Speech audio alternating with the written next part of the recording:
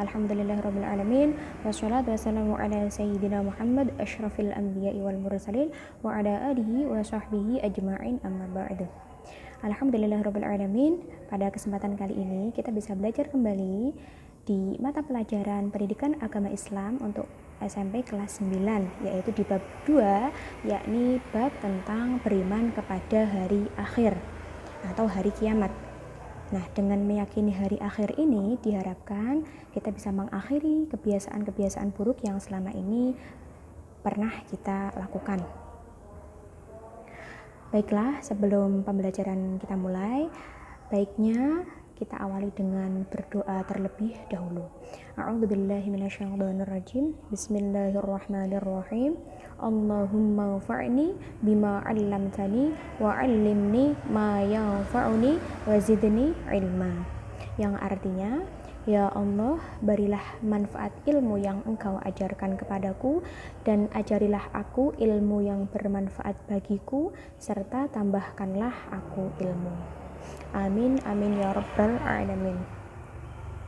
Nah, apa sih tujuan kita mempelajari materi beriman kepada hari akhir ini?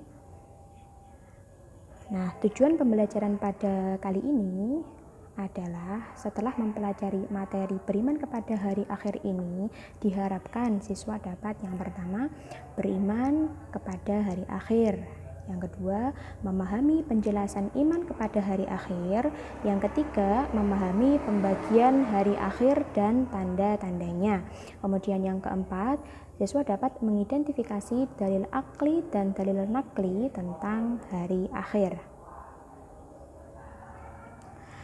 Kita masuk pada yang pertama, materi yang pertama, yaitu mengenai pengertian iman kepada hari akhir. Nah, apa sih arti dari iman itu? Nah, iman artinya percaya, ya. Kita tahu bahwa rukun iman ada 6, iman kepada Allah, iman kepada malaikat, yang ketiga iman kepada kitab suci Allah, yang keempat iman kepada rasul-rasul Allah, yang kelima iman kepada hari akhir, dan yang terakhir adalah iman kepada qada dan qadar. Nah, kemudian di sini iman kepada hari akhir artinya meyakini dan mempercayai dengan sepenuh hati bahwa hari akhir atau hari kiamat itu kelak akan datang dan manusia akan dibangkitkan oleh Allah dari alam kubur untuk menerima pengadilan dari Allah. Itu adalah arti dari iman kepada hari akhir, ya. Kemudian yang selanjutnya, beriman kepada hari akhir.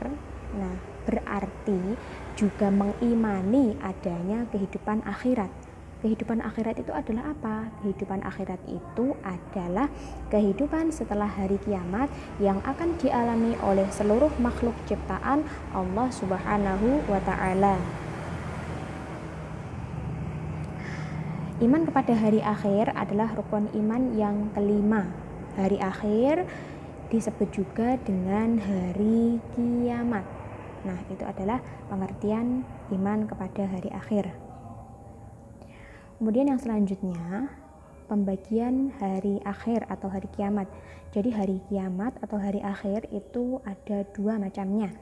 Yang pertama adalah kiamat sugro atau kiamat kecil. Yang kedua adalah kiamat kubro atau kiamat besar. Nah, kiamat sugro itu adalah contohnya kematian yang dialami seseorang atau bencana alam. Kemudian Allah berfirman dalam Quran surat Ali Imran ayat 185 seperti ini. A'udzubillahi minasyaitonirrajim. Bismillahirrahmanirrahim. Kullu nafsin dha'iqatul maut. Yang artinya tiap-tiap yang berjiwa akan merasakan mati. Nah, dari ayat ini kita mengetahui bahwa kiamat sugro itu nyata adanya karena semua manusia yang memiliki nyawa itu pasti akan meninggal dunia. Seperti itu. Kemudian yang kedua adalah kiamat kubro atau kiamat besar. Nah, kiamat besar itu adalah artinya kehancuran alam semesta dan segala isi yang ada di dalamnya. Allah berfirman dalam Quran surat Al-Zalzalah ayat 1-2. A'udzubillahi minasyaitonirrajim. Bismillahirrahmanirrahim. Idza zulzilatil ardu zilzalaha wa akhrajatil ardu athqalaha. Yang artinya, apabila bumi diguncangkan dengan guncangan yang sangat dahsyat dan bumi telah mengeluarkan beban-beban berat yang ada di kandungannya. Nah, dari surat Al-Zalzalah ini adalah menceritakan tentang fenomena atau kejadian yang terjadi saat peristiwa kiamat besar atau kiamat kubro.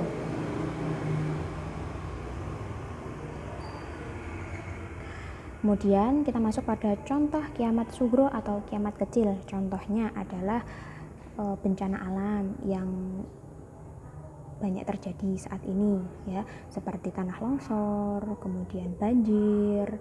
Itu adalah termasuk dari kiamat sugro atau kiamat kecil. Kemudian kematian seseorang, ya, kematian seseorang itu juga termasuk dari kiamat sugro. Yang selanjutnya, contoh dari kiamat kubro adalah kehancuran alam semesta beserta isinya atau terjadinya kiamat yang sesungguhnya, yang mana ketika terjadinya hari kiamat kubro ini tidak ada suatu makhluk apapun yang hidup kecuali atas izin dari Allah. Itu adalah contoh kiamat kubro. Kemudian bagaimana sih tanda-tanda kiamat itu? Nah, pasti segala sesuatu memiliki tanda-tanda. Nah, di sini kita akan mempelajari bagaimana tanda-tanda kiamat. Untuk yang pertama adalah tanda-tanda kiamat sugro atau kiamat kecil. Tanda-tanda kiamat kecil yang pertama adalah ilmu agama diangkat.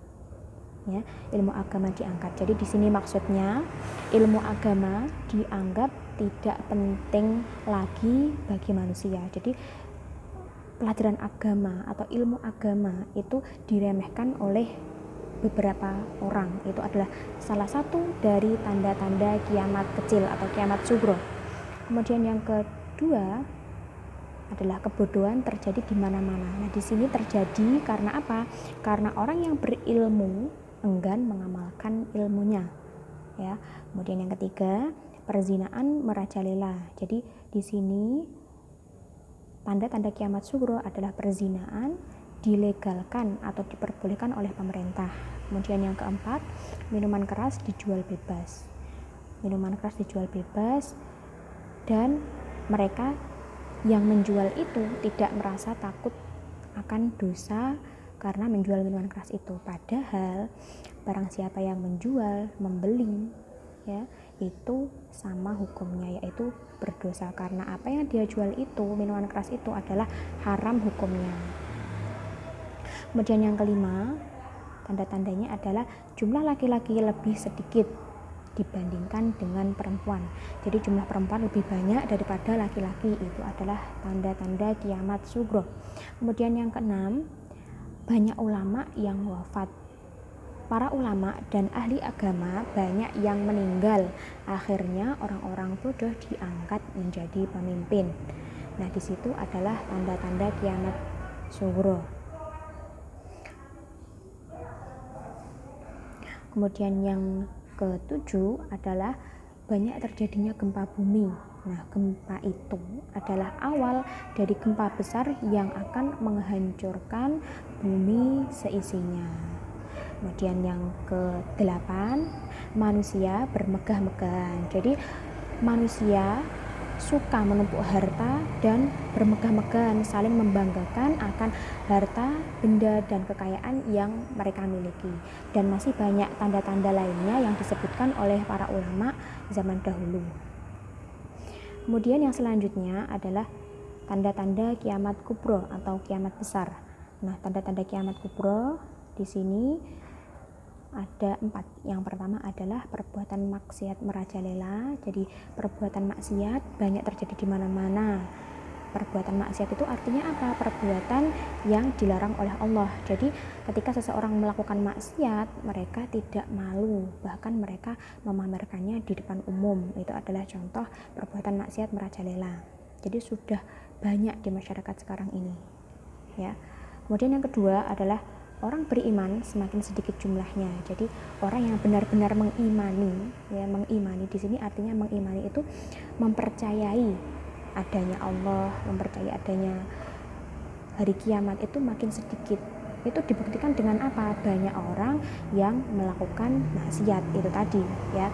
Jadi itu menunjukkan ketika perbuatan maksiat merajalela itu tandanya mereka memiliki keimanan yang rendah, sehingga dia tidak takut akan perbuatan dosa yang dia lakukan. Kemudian yang ketiga adalah kejahatan meningkat. Nah, kejahatan meningkat di sini, kejahatan meningkat itu disebabkan karena apa? Ya karena itu tadi, karena orang beriman, ya, orang beriman semakin sedikit, akhirnya mereka tidak takut melakukan dosa, sehingga mereka banyak melakukan kejahatan.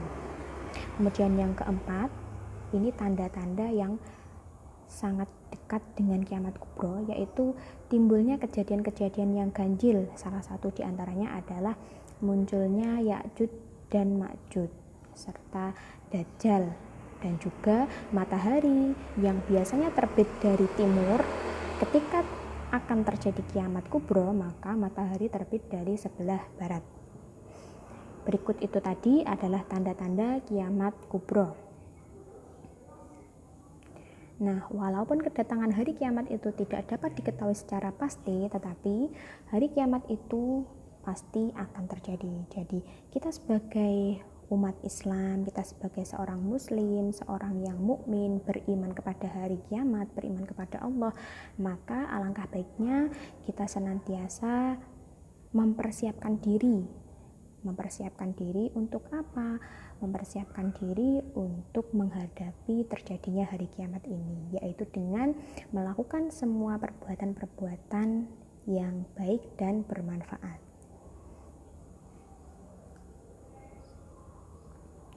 Nah, kita masuk pada materi yang selanjutnya, yaitu tentang dalil nakli dan akli tentang hari kiamat. Nah, dalil di sini artinya adalah bukti. Nah, dalil dibagi menjadi dua, yaitu dalil nakli dan dalil akli. Dalil nakli artinya adalah dalil-dalil atau bukti-bukti yang bersumber dari Al-Quran. Itu adalah nakli adanya hari kiamat. Disebutkan Allah dalam surat Al-Zalzalah ayat 1-9. A'udzu billahi minasy syaithanir rajim.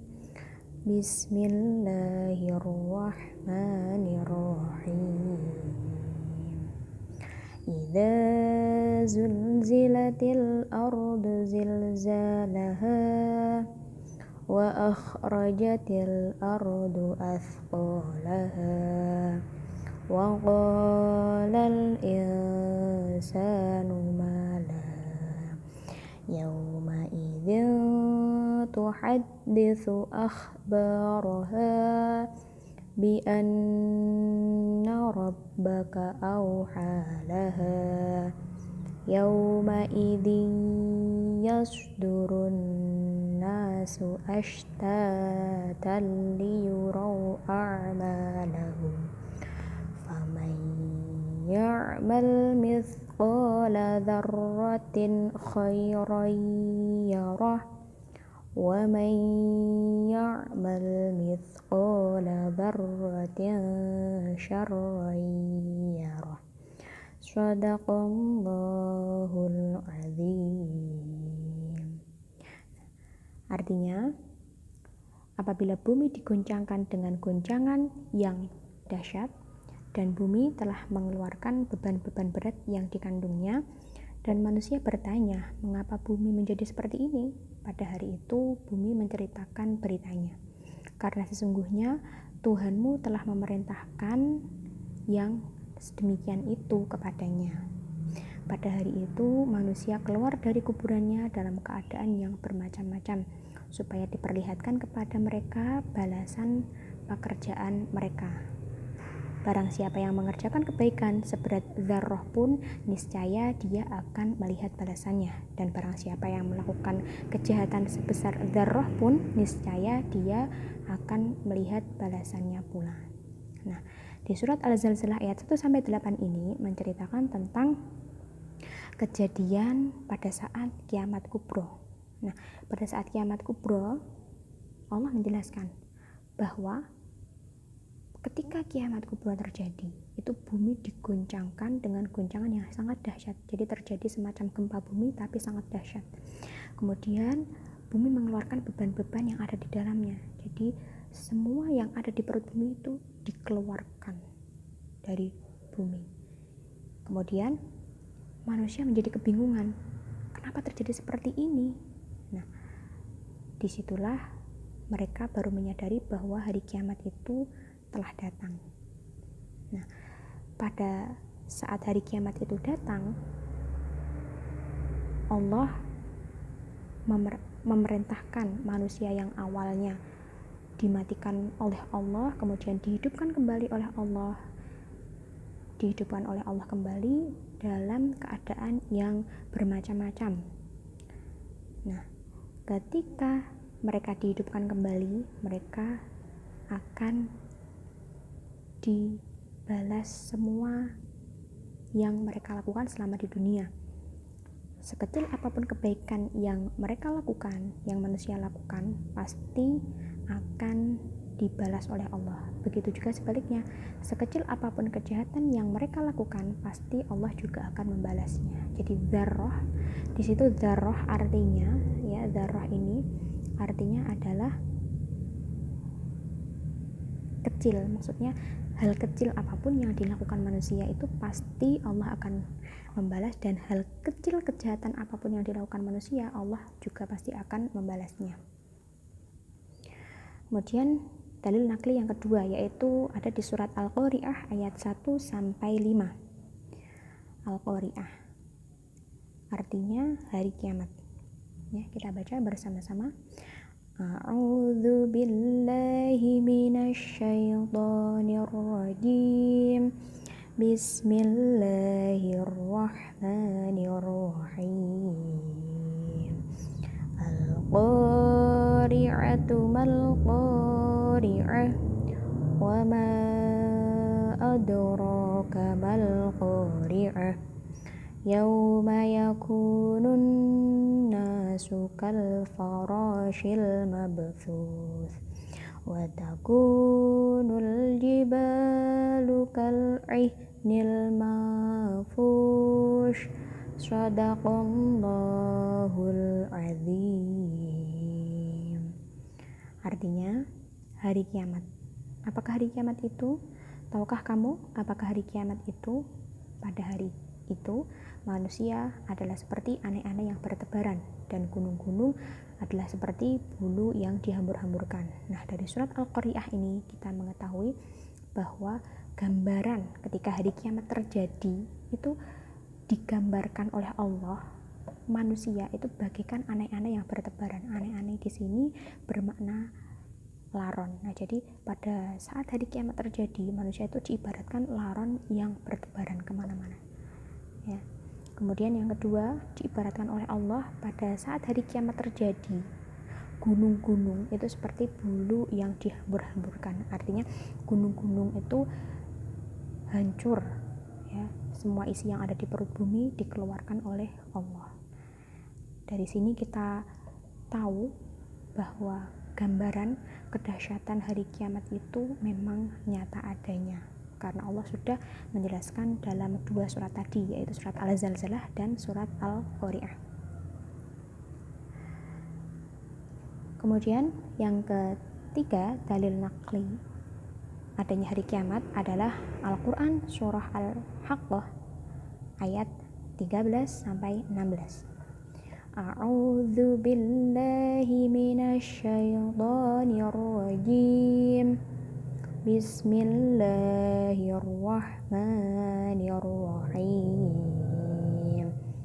Fa'idza nufikha fis-suri nafkhatun wahidah wa humilatil ardu wal jibalu fadukkata dakkatan wahidah.